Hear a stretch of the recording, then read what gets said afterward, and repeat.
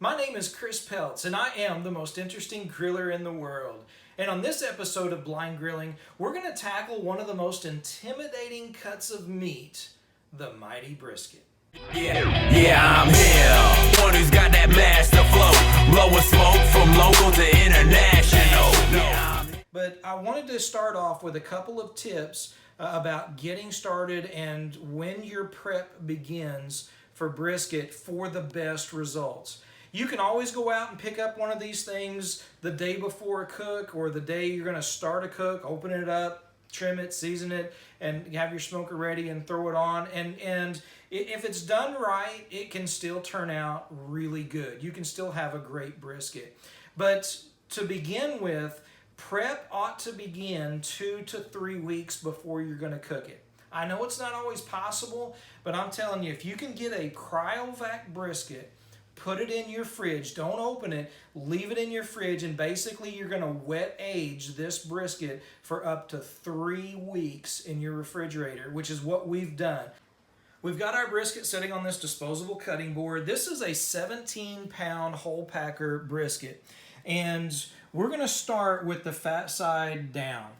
We'll get to that in just a minute, but there's a fat side that has a good layer fat all the way down, and then on the other side is pretty much all meat, maybe a little bit of silver skin, which, to be honest with you, sometimes for those who are blind or visually impaired can be a little bit difficult to feel and get off of the meat side.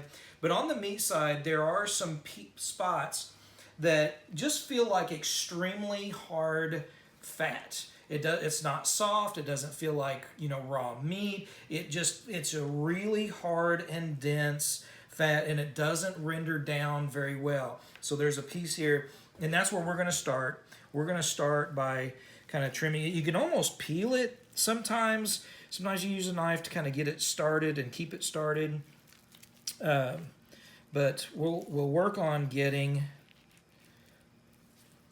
some of this, and usually with me trying to trim this, I'll cut it a little bit thin or short of where it needs to be, leaving some of that fat just so I don't cut too far down and cut the muscle and meat itself, and then come back and just kind of cut down in layers. Once you get that hard stuff off, you flip it over, you get to the fat side, and you really just making it even.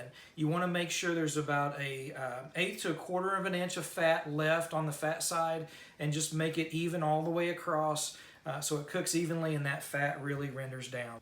To season this brisket up, what we have here is some grapeseed oil. Now, I've used olive oil, I've used various things, duck fat spray, and they all work fine. That no big deal. Some people don't even bother putting any oil on at all, but just one of my briskets have turned out, just exactly what I'm looking for.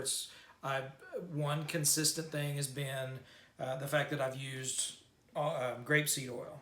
So let's go ahead and rub this down with some grapeseed oil. Got the grapeseed oil on, and this is actually the night before our cook. So we're going to do this tomorrow, but we're going to get it seasoned up. So what we're using is Lane's brisket rub, Lane's barbecue brisket. This is it's just one of my favorites. It really is. It's what we use when we do our Big Green Egg Fest competitions, when we do our catering. I mean, this is, this is our go-to rub when it comes to our briskets right now. Lane's Barbecue, the brisket, it just does what we need it to do. It's awesome. It just a fabulous rub. It puts on a good bark. It has awesome flavor. We just really, really enjoy this. It is about 4:30 on May 1st, folks, and we've got the Big Green Egg fired up. It's going to be sitting at 275 degrees. It has been raining, storming. We've had a lot of tornadoes throughout last night. It's so kind of wild weather, but don't want to film outside right now with all the rain, so letting you guys know this morning what we're doing. Indirect cook on the Big Green Egg. We're going to be sitting at 275 degrees. We're going to take these briskets out. We're going to set them the fat side up on the big green egg, and we're going to let them go for about 4.5 to 5 hours, and then we're going to wrap them. But we'll bring you back, and hopefully you have some decent weather out there to wrap, and we'll show you that. But we're going to get these going. It's been about 4.5 hours, almost 5. So we got some aluminum foil here. Let's take a look at this brisket this morning. It's been smelling so good. A nice little, yeah, I think it's got a nice little bark. What do you think? So let's put that right here. I'll get that other piece wrapped up in a minute. But we're going to work on wrapping up this brisket. We're going to stick a probe in it, and then we're going to start paying attention to temperature. We want to get it to about 205 degrees. Once we get it to 205 degrees, then we're going to start paying attention to probe and tender, making sure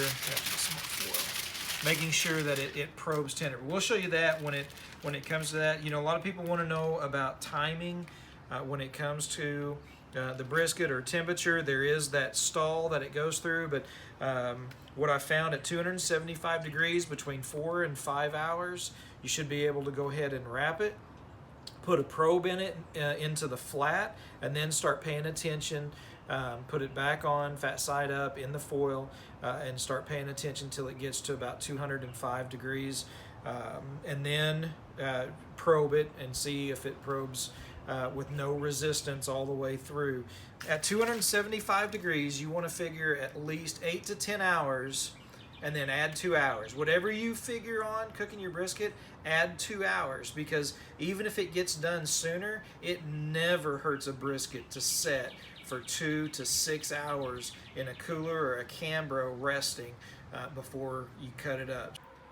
The internal temp is, we've actually let it go a little bit further. It's 207 on our Packer brisket here. All right, so probing pretty tender. So there's a couple of spots as we come up here. Okay, so there's some resistance there, so we'll put the probe there. We'll let it go just a little bit longer.